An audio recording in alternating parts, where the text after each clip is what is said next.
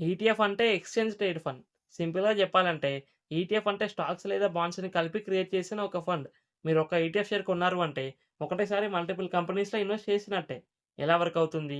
Example, మీరు ఒక bank share కొన్నారు అంటే ఒకటే కంపెనీలో ఇన్వెస్ట్ చేస్తారు.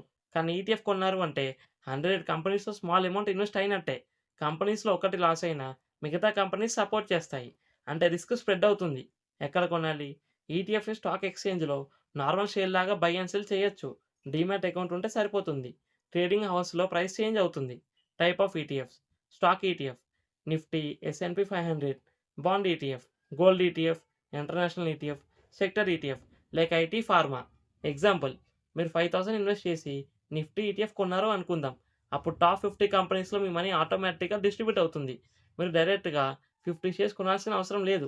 Advantages: diversification, low cost compare to mutual funds, easy to buy and sell, transparency, బిగినర్స్‌కి good starting point. Disadvantages: market down అయితే ఈటీఎఫ్ కూడా డౌన్ అవుతుంది.